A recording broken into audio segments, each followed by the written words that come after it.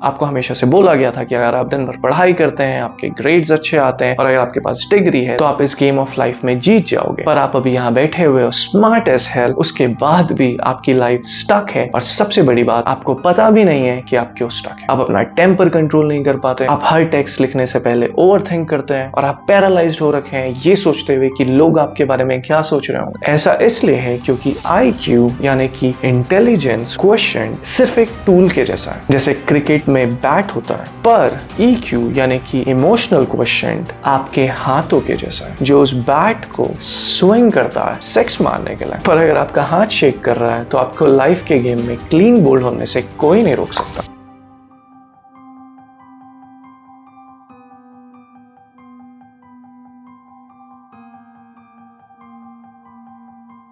काफी लोगों को लगता है EQ सिर्फ एक सॉफ्ट HR टर्म है जिसे वो यूज करके रंगोली बनाती है ऑफिस में। पर ऐसा नहीं है। EQ एक्चुअली वो लिटरल एबिलिटी है जो आपकी हेल्प करती है अपनी खुद की बायोलॉजी का स्लेव ना बनने के लिए, क्योंकि हम सब जानते हैं अपनी टेम्पररी इम्पल्सेस और अर्जेस को मैनेज ना कर पाने वाले लोगों के साथ काफी कुछ बुरा हो सकता है। इन अ नटशेल, EQ आपकी वो एबिलिटी है जो आपकी हेल्प करती है अपने इमोशंस को अंडरस्टैंड करने के लिए, मैनेज करने के लिए और पॉजिटिवली यूज करने के लिए। और EQ क्रिटिकल है आपकी लाइफ की सक्सेस के लिए, क्योंकि इसके बिना आप लाइफ की सोशल कॉम्प्लेक्सिटीज को, रिलेशनशिप्स को और स्ट्रेस को मैनेज नहीं कर पाएंगे। IQ बाय इटसेल्फ आपको सिर्फ टेक्निकल एबिलिटीज देता है, पर उन टेक्निकल एबिलिटीज को यूज कर पाने के लिए आपको EQ की जरूरत है, जिससे आप अपनी लाइफ को अनस्टक कर पाए या वो लाइफ क्रिएट कर पाए जो आप क्रिएट करना चाहते हैं। For example, IQ by itself आपको वो जॉब तो दिला देगा आपकी टेक्निकल एबिलिटीज के दम पे, पर आपको एक हाई लेवल ऑफ EQ चाहिए उस जॉब में थ्राइव करने के लिए, क्योंकि लाइफ में सिर्फ रट्टा मार करके या स्किल्स एक्वायर करके आप लॉन्ग टर्म में ग्रो नहीं कर सकते। वो प्रमोशन पाने के लिए, वो लीडरशिप का रोल पाने के लिए और वो लाइफ क्रिएट करने के लिए जो आप क्रिएट करना चाहते हो, आपको लोगों से डील करना पड़ता है। और लोगों से डील करने में दूध कहाँ है? कहीं तो रखा है। ये तो फटा हुआ है। फटा हुआ नहीं, बस एक्सपायर्ड है।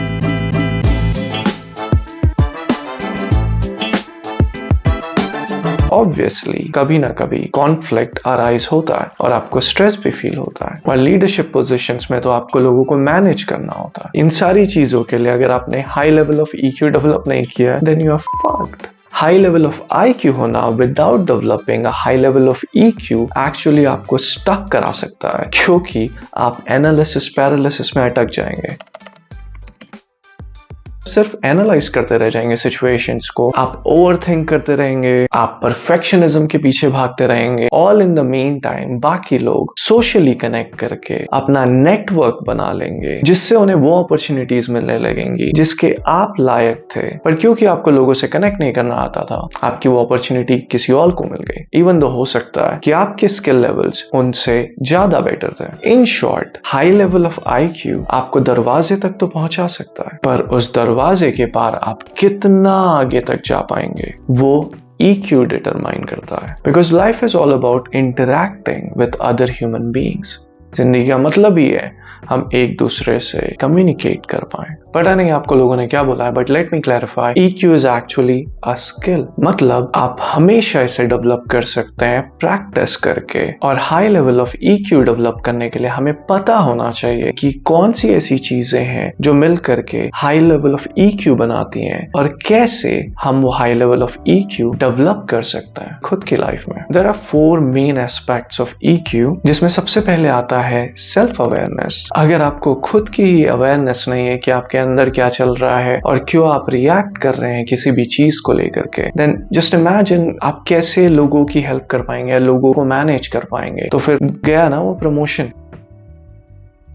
सो in a nutshell, self awareness वो एबिलिटी है खुद के इमोशंस, बिहेवियर्स और वैल्यूज को अंडरस्टैंड कर पाने की। Which brings me to the second important aspect of EQ, which is self regulation. Regulation. Self regulation मतलब खुद के इमोशंस और बिहेवियर्स को मैनेज कर पाने की कैपेसिटी को सेल्फ रेगुलेशन बोलते हैं। i.e. इरैशनल बिहेवियर और सडन इम्पल्सिव इमोशंस को हेल्दी वे में, एक हेल्दी डायरेक्शन में फ्लो कर पाने की कैपेसिटी को इमोशनल रेगुलेशन बोलते हैं। थर्ड एस्पेक्ट है सोशल अवेयरनेस। जैसे सेल्फ अवेयरनेस का मतलब होता है खुद को अंडरस्टैंड कर पाना, वैसे ही सोशल अवेयरनेस का मतलब होता है लोगों को अंडरस्टैंड करना, जिसे हम एम्पैथी भी बोलते हैं। इससे आप दूसरों की नीड समझ पाते हैं, उनके कंसर्न समझ पाते हैं, जो छोटे छोटे इमोशनल क्यूज होते हैं, और साथ ही साथ आप पावर डायनामिक्स को भी अंडरस्टैंड कर पाते हैं। And the fourth aspect of EQ is relationship management. Harvard में एक लॉन्ग टर्म स्टडी करने के बाद पता चला कि लाइफ में सबसे ज्यादा इंपॉर्टेंट चीज जो आपको सबसे ज्यादा हैप्पीनेस देती है वो है आपकी रिलेशनशिप्स। तो डजंट मैटर आपका कितना हाई IQ है, आप कितने सक्सेसफुल हैं, आप कितना फाड़ रहे हैं, अगर आपकी रिलेशनशिप्स अच्छी नहीं है तो आपको लॉन्ग टर्म में कोई खुशी नहीं मिलेगी। अच्छी और हेल्दी रिलेशनशिप्स लोगों के साथ डेवलप कर पाना, मेंटेन कर पाना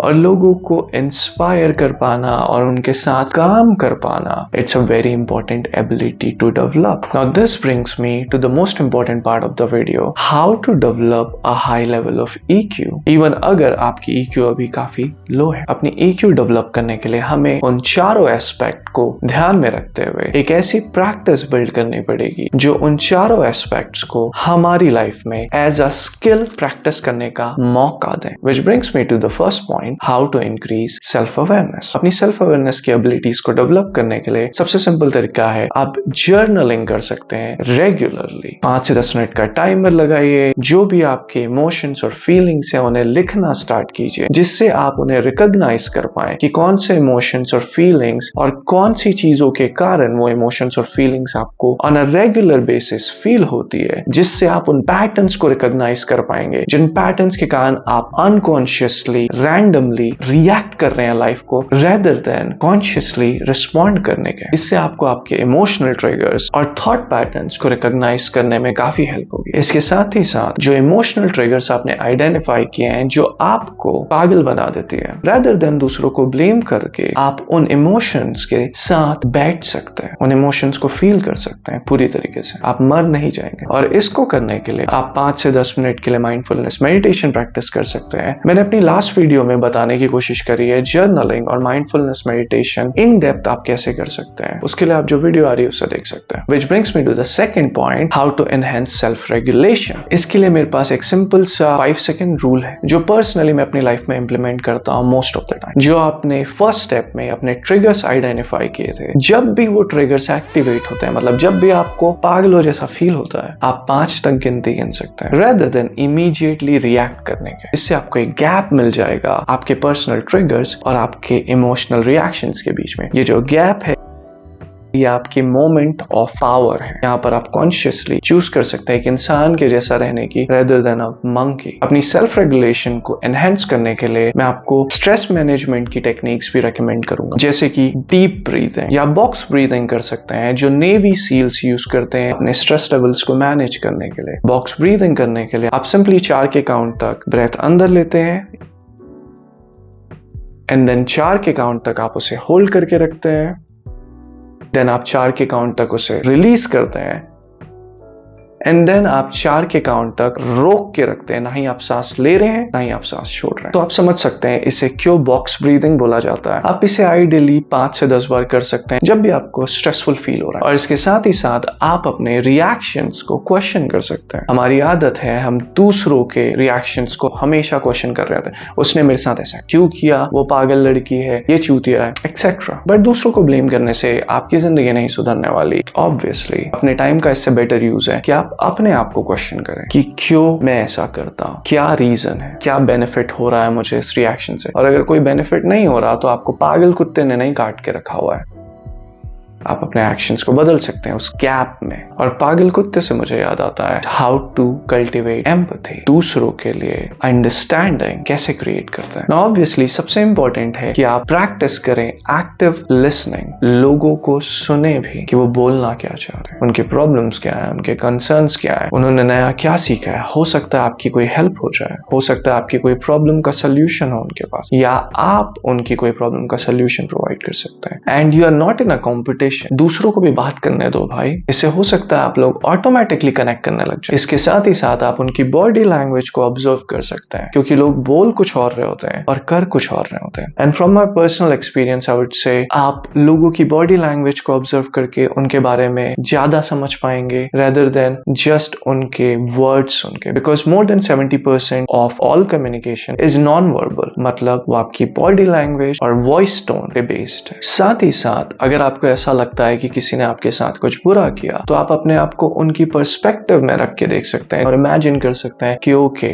how does that person feel, क्या मैंने कुछ गलत बोल दिया उन्हें, या क्या इफेक्टिवली मैंने उनके साथ कम्युनिकेट किया अपने आइडियाज, क्या उनको कुछ और लग रहा है और मैं बोलना कुछ और चाह रहा था। And last but not the least, how to increase our social skills. अपनी सोशल स्किल्स को इंप्रूव करने के लिए आप अपनी बॉडी लैंग्वेज और वॉइस टोन पे वर्क कर सकते हैं, जिससे आप इफेक्टिवली अपने पॉइंट्स लोगों को कम्युनिकेट कर पाए। पर साथ ही साथ हर सोशल सिचुएशन में कभी ना कभी कॉन्फ्लिक्ट होता ही है, क्योंकि आपके पॉइंट्स ऑफ व्यू और बाकी लोगों के पॉइंट्स ऑफ व्यू ऑब्वियसली हमेशा सेम नहीं होंगे अनटिल अनलेस आप सबसे इंपॉर्टेंट स्किल है कॉन्फ्लिक्ट रेजोल्यूशन की। आप वर्ल्ड वॉर के सोल्जर नहीं हो और सामने वाले आपके दुश्मन नहीं है। ये जो लाइफ का गेम है उसमें हम सब एक साथ हैं, और आप जितने बेटर अपने आसपास के लोगों के साथ रहना सीख पाएंगे, उतने बेटर तरीके से आप अपनी लाइफ में थ्राइव कर पाएंगे। एंड ऑब्वियसली कॉन्फ्लिक्ट रिजॉल्व करने के लिए आपको सामने वाले के पर्सपेक्टिव को समझना जरूरी है। एक माइंड सेट शिफ्ट जो आप कर सकते हैं अपनी सोशल स्किल्स को इंप्रूव करने के लिए, वो है कि think of yourself as a